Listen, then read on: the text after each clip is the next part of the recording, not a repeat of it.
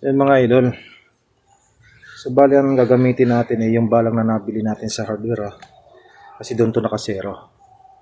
Papakita ko lang sa inyo yung pagkaka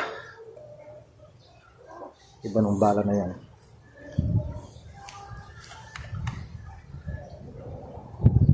So freehand lang tayo. Zoom in natin. Sana tamaan natin. Ay, hingal pa tayo. Bumba pa kasi tayo eh. Ayan ang nakakanampot pump. Kasi hingalin ka. Ganito, freehand lang tayo. Wala tayong pagpapatungan. Kasi pangit ang tabas ng pet nyo. Kaya lumilipad-lipad kung saan nagwawagal. So, subukan natin. Dito natin papatong sa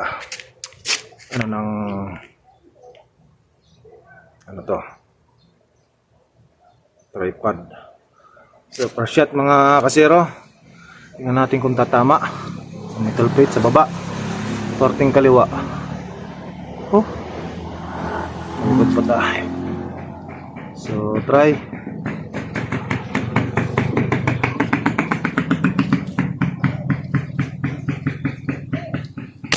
Ayun, tumama. So, tumama tayo mga kasero. Magalaw yung ating stand. Lock muna natin to para hindi ikot ng ikot. So, ayan, tumama. Relit natin. Lumusot yung isa. So, second shot. Sa kanan.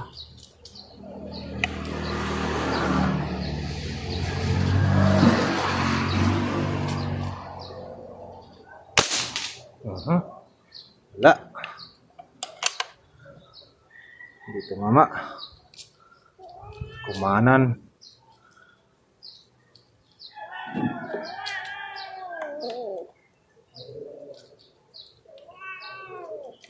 Wala na yung bala. Saan na napunta?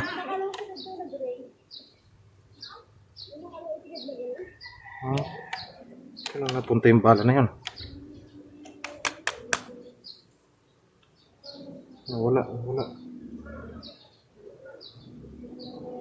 Pumasok ata. Hindi naman nahulog. Ayun, nahulog.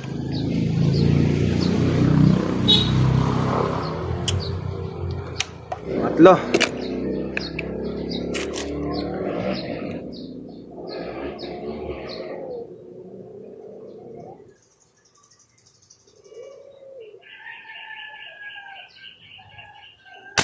Ayan, tumama.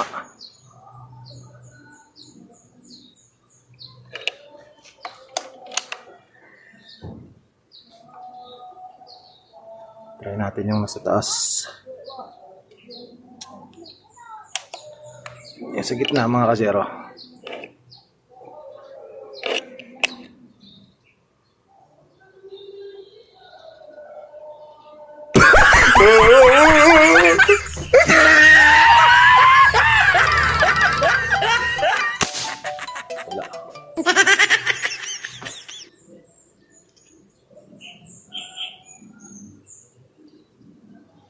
Lagyan natin ng plywood mga kasero. Wait lang. Ayan mga kasero, lagyan natin ng plywood para doon tumama yung bala. Para safety. Although may pader doon pero mas maganda na yung sigurado. Kasi hindi na natin nakikita yun nandun sa dulo.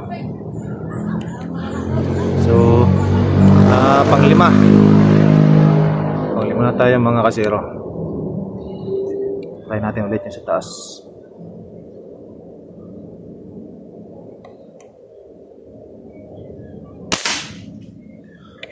So wala. Layo. Pang-anim. Hindi natin titigilan yan. Hindi natin tinatamaan yung sa taas na yan. Sa baba tinamaan na natin kaliwat kanan.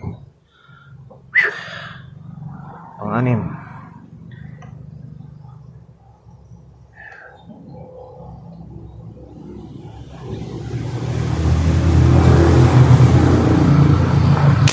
Ayan. tatamaan din natin.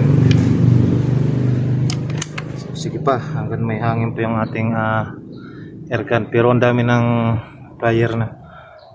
Kung yung bala natin ay yung nabili ko sa online, lagi natin tinatamaan yan.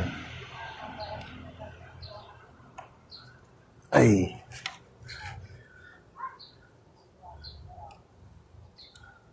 pangit pa nito kasi yan, ano pag pinapasok, hirap ipasok. So ulit niya sa taas.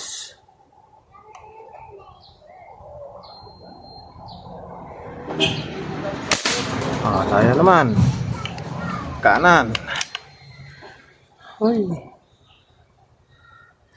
sabi ng ibon, ayahay, tiyamba mo matatamaan. Ulit. Pang ilan na ba ito? Pang 8. Taas ulit.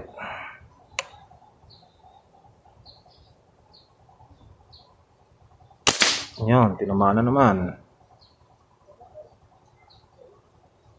Tapis pa nga yun. Pang siyam. 10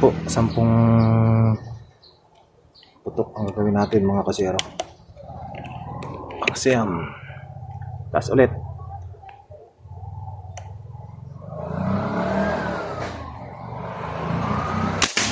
Wala naman. Kanan.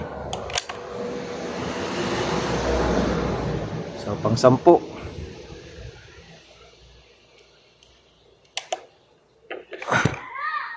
Pang 10.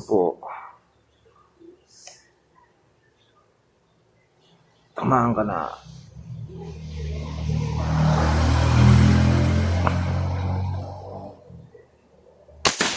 Wala.